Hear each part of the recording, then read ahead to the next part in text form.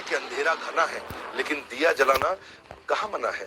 दो प्रकार के लोग होते हैं, एक जिनका बड़ा गोल है और एक जिनका जीवन गोल गोल है। 100 जगह 1 फुट गड्ढा खोदने से पानी थोड़ी मिलता है, एक सही जगह पे 100 फुट गड्ढा खोदेंगे तो पानी मिलेगा। आपके पास कुछ भी नहीं है पर सब कुछ जुटाने की क्षमता है। हर नेगेटिव इंसिडेंट में एक पॉजिटिव इंटेंट छुपा हुआ है। मैं इतनी दूर आया हूँ यहाँ रहने के लिए नहीं, और आगे जाने के लिए। पड़े हो किस चक्कर में, कोई नहीं है टक्कर में। माना है कि अंधेरा घना है, लेकिन दिया जलाना कहाँ मना है। हमारे साथ हैं आज one of the world's greatest influencer, motivational speaker, business coach, founder and CEO of Bada business, doctor Vivek Bindra. Doctor Vivek Bindra, आपका बहुत बहुत स्वागत है हमारे चैनल पे। मैं हूं आपके साथ रिमझिम जेठानी। सबसे पहला मेरा सवाल यही है कि आपने अपने प्रीवियस इंटरव्यूज में ये कहा है कि कैसे श्रीमद् भगवत गीता ने आपकी लाइफ चेंज कर दी। इनफैक्ट आपने काफी साल वृंदावन में भी बिताए हैं। वृंदावन और जो गुरुकुल का समय था वो 2005 जून से 2008 जून तक 3 साल रहा। ये तब था जब मैंने अपनी एमबीए कंप्लीट करी। जून में मैं पास आउट हुआ और उसके बाद 3 साल के लिए मैं गुरुकुल में रहने के लिए, ब्रह्मचर्य आश्रम में शास्त्रों को पढ़ने के लिए, स्क्रिप्चर्स को स्टडी करने के लिए, उस डेप्थ को अपने इंटेलिजेंस के, अपने माइंड के और वास्तव में अपने यानी कि सोल की डेप्थ को समझने के लिए, उस नॉलेज को ग्रैब करने के लिए, उसी ने मेरा जीवन परिवर्तित किया। तो भगवत गीता जो है बहुत ही गहरा ग्रंथ है। वहां पे ना जो है कृष्ण के माइंडसेट का एक्सेस मिलता है। हम ये क्यों कोट्स पढ़ते हैं इलॉन मस्क के, हम क्यों पढ़ते हैं कुछ और बड़े बड़े एंटरप्रेन्योर्स है दुनिया भर में जिनको हम पढ़ते हैं, सुनना चाहते हैं, क्योंकि हम देखना चाहते हैं वो कैसा सोचते हैं, वो कैसा कठिन परिस्थिति में उनकी क्या विचारधारा, उनकी फिलॉसफी क्या है। वो फिलॉसफी, वो विचारधारा मुझे कृष्ण की जाननी थी, जिन्होंने भगवत गीता को स्टीयर किया, अर्जुन के साथ में हम सबको वो ज्ञान दिया। तो शुरुआत वहीं से हुई थी। कुछ ही सालों के अंदर मैंने सारे शास्त्र पढ़े और फिर उसके बाद मुझे सेवा दिया गया कि मुझे उन पे कुछ कथा प्रवचन भी करना है। और आई थिंक उसी का कहीं ना कहीं एक वो इंडिकेट कर रहा है, आज वो नजर आ रहा है, वो रिफ्लेक्ट कर रहा है मेरे इस बिजनेस के अंदर भी। तो मेरा दूसरा सवाल ये है कि काफी लोग अपना बिजनेस खोलना चाहते हैं। यंग पीपल वांट कि हम बड़े होके बिजनेसमैन बने, but they end up doing jobs. तो what do you think is the main reason behind this? देखिए, बिजनेस मॉडल और रेवेन्यू मॉडल को पहचानना बहुत जरूरी है। और उससे पहले जो मन से हार जाते हैं उनके लिए मैं 3 बातें कहूंगा। The inability to control their mind and emotion, second inability to take tough decisions in tough situations, third मुझे लगता है वो फेलियर को सक्सेस में कन्वर्ट करने की वो क्षमता, वो करेज नहीं रखते। एक एंटरप्रेन्योर होने के नाते मैंने अपने बिजनेस में करोड़ों रुपए का नुकसान भी देखा और करोड़ों रुपए का नफा भी देखा है। वो दोनों को देखते वक्त जब आप सेम मानसिक परिस्थिति के साथ में बिजनेस को ड्राइव करने की जो क्षमता है वो एक अच्छे एंटरप्रेन्योर के पास होती है। अगर आप कोई भी डिजायर जब आपके गोल स्टेटमेंट के बाहर होती है, जो कृष्ण का कहते हैं कि यही जगत की रीत है, यही कृष्ण का गीत है, मन के हारे हार है और मन के जीते जीत है, तो ये हम हमेशा सुनते हैं। तो मुझे ऐसा लगता है कि ये एबिलिटी बिल्ड करना कि वो टफ सिचुएशन के अंदर आगे बढ़ सके। See you never fail in life. It's if you ever failed in life simply means, या मैं इसको ऐसे कहूंगा, if you never failed in life it simply means that you are playing way too safe. So the biggest risk in your life that you can take is by not taking any risk at all.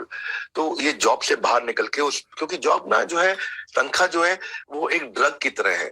वो ऐसा एक नशा है जो आपको हर बार 1 तारीख को, 30 तारीख को, 5 तारीख को, 7 तारीख को मिलता है। अच्छा, अब बात करते हैं बिजनेस स्ट्रेटजीज की, जो कि ओवर द इयर्स काफी इवॉल्व हुई और बदली है।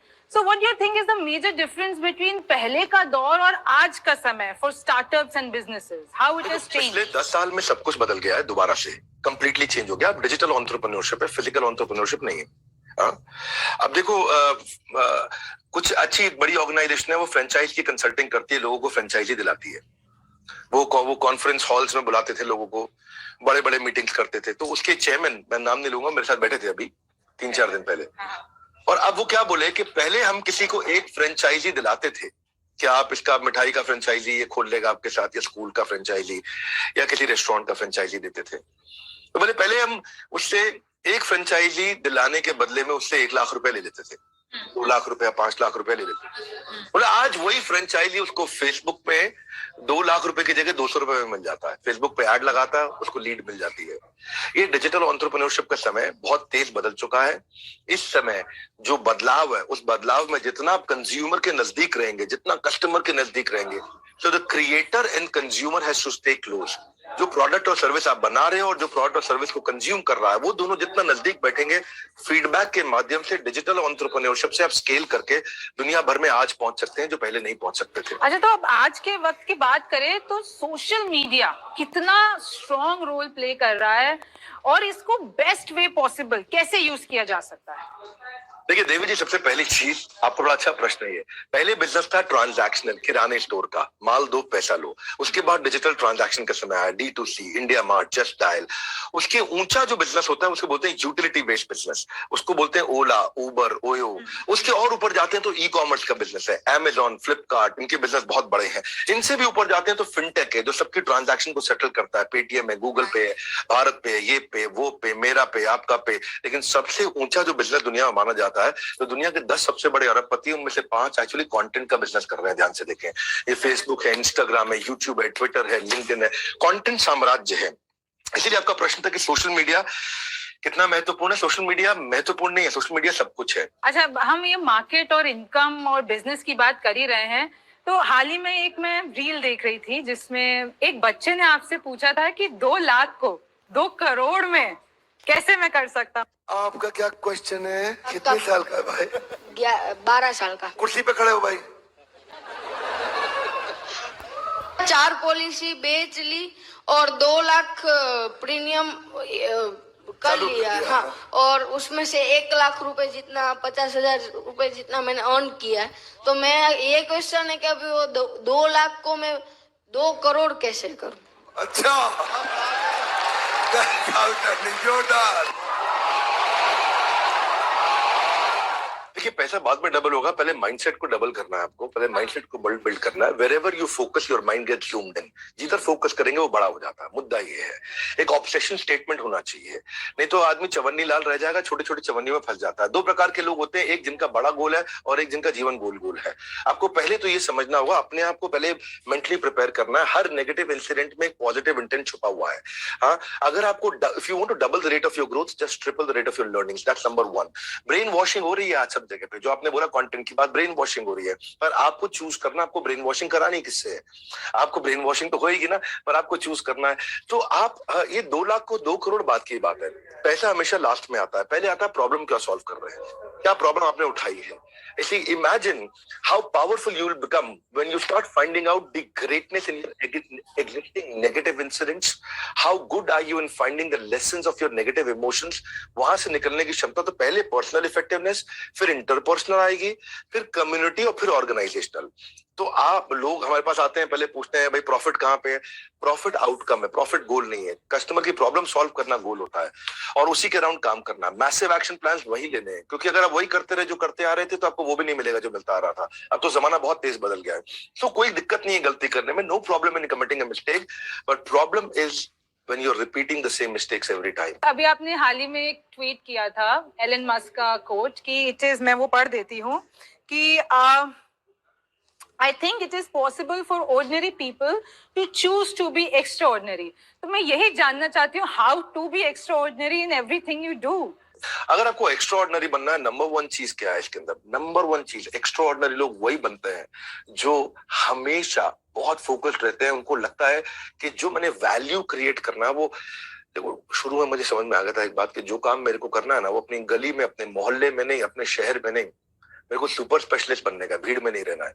तो वो सुपर स्पेशलिस्ट बनने के लिए कितना वैल्यू आप क्रिएट कर पाते हैं, कितना तूफान डाल पाते हैं, छोटा छोटा। अब वो कहते हैं कि आज अगर सीढ़ी चढ़ के ऊपर जाऊंगा मैं 10 माले तक, तो आर्नोल्ड तो बन नहीं जाऊंगा। तो क्योंकि आज आर्नोल्ड नहीं बन जाऊंगा तो इसलिए मैं चढ़ता ही नहीं। छोटे छोटे इंप्रूवमेंट्स उस एक्सीलेंस के अराउंड अपने करंट पोटेंशियल को बड़ा कर दो। अब मैं, आप और यहाँ मौजूद जितने व्यूअर्स, सबके पास बराबर पोटेंशियल है। समस्या क्या है? हमारा बिलीफ सिस्टम कमजोर है, वो हमारे पोटेंशियल को बाहर निकलने नहीं देता है।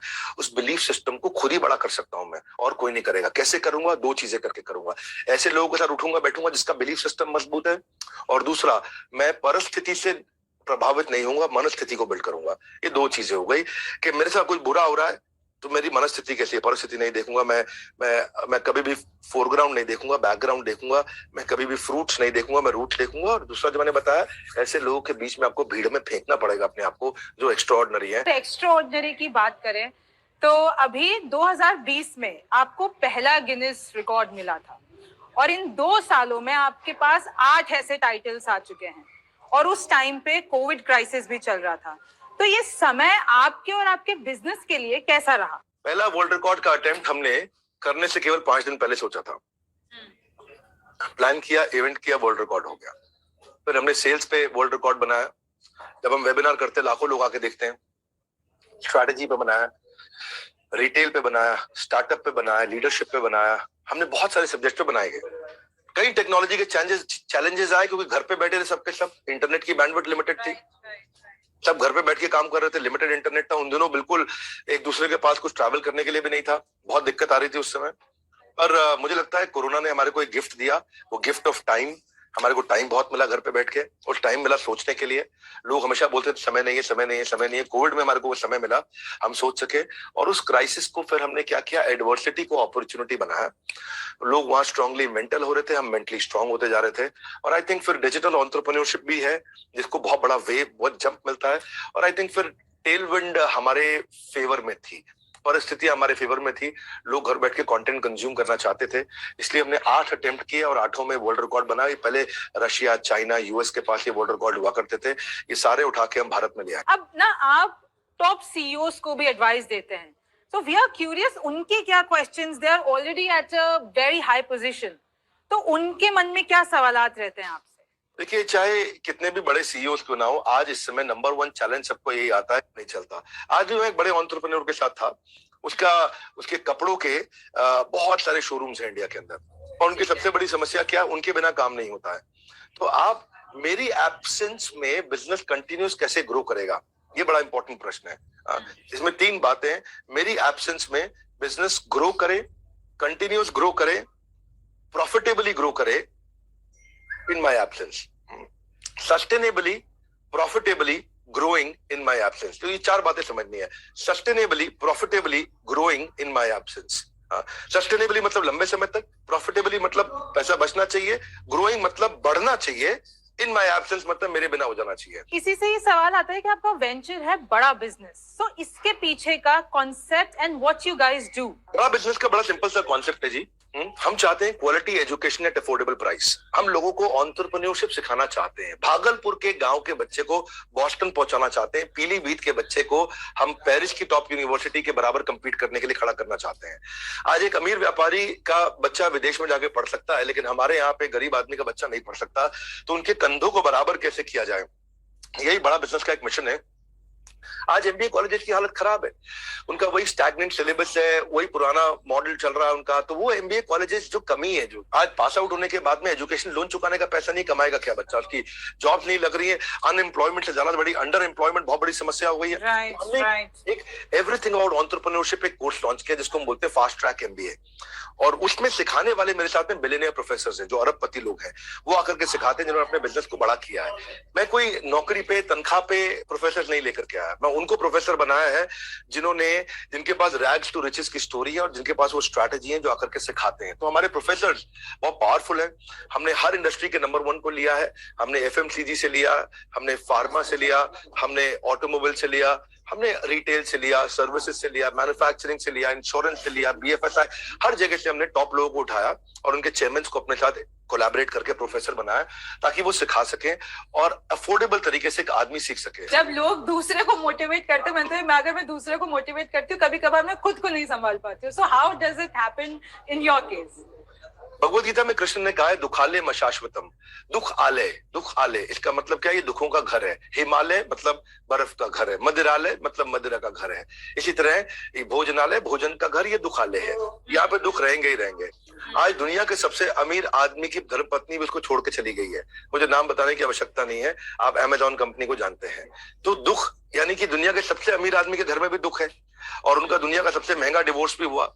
तो जहां दुख हमेशा रहेंगे, पर इस दुखों को दूर करने के लिए आपको जैसे एक फ्रिज को चलाने के लिए फ्रिज का मैनुअल चाहिए, मोबाइल को चलाने के लिए मोबाइल का मैनुअल आपको पढ़ लेना चाहिए, ऐसे ही इस संसार में अपने आप को, अपने जीवन को चलाने के लिए जीवन का मैनुअल पढ़ना चाहिए।